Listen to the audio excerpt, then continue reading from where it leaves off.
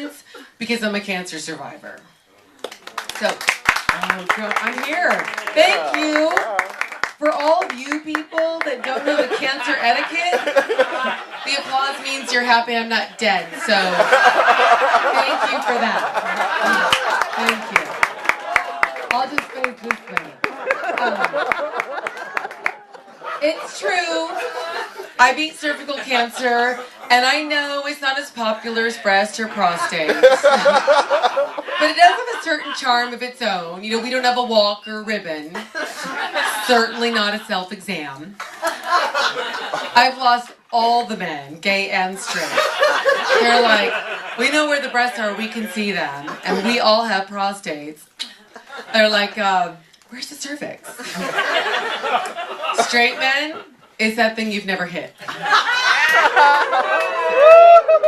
Unless you're a doctor or a horse. So,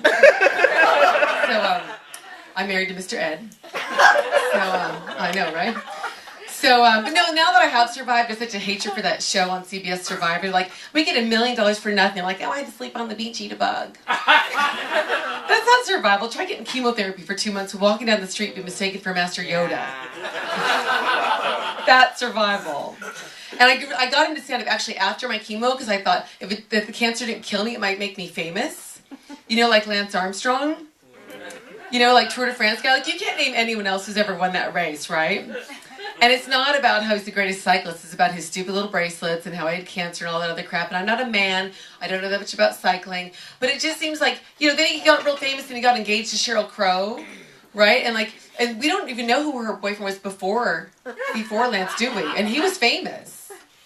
Eric Clapton. But he was cancer-free. Do you see? Do you see what I'm saying? I know. I'm just saying. Don't even get me started on Aunt Jillian. Where she had like a couple songs in a lounge act. Cancer, boom. Sitcoms. Oh, shut up. Sitcoms, Lifetime movies. I'm just saying, I think the cancer might have, you know, picked the crap. And also, like, I'm not a man. I don't know that much about cycling. But doesn't it seem like it might be to your advantage to be on one of those bikes without your balls?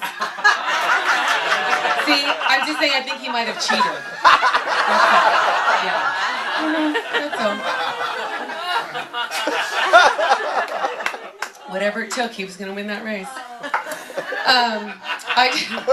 I took one of those online IQ tests that people send around.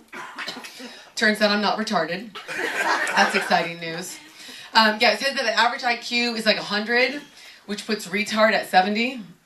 So I couldn't help wondering about the poor guy who scored 71. Because he's not actually retarded, he's just stupid.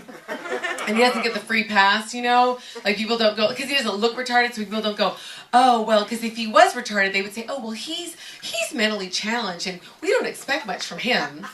You know, and I keep using the pronoun he, because I thought if a woman scored 71 on an IQ test and she was hot, that she could still succeed. Yeah. You know, like a Kardashian. Right. Right? So after I told my straight husband that I wasn't retarded, he said, well, how much would it cost for you to have sex with a retard?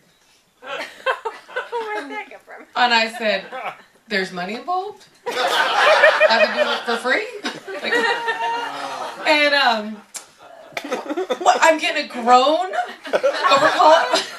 Really? But I played his game, so I said, well, what does the retard look like? And I think it matters. Like, is he retarded Brad Pitt or is he full tard? You know what I mean? Like, I know that most people in this room would sleep with a retarded Brad Pitt, right? Who am I kidding? I would sleep with a retarded Brad Pitt. But I'm just saying, for most people, for most women, and especially like men, like, in order to be attractive, they need to have some sort of power and authority in a job, right? No. For straight women. I know you men don't care. We've established that. You don't care. But for me, I think that, like, ultimately, like, I need a man whose dick is around the same size as his brain.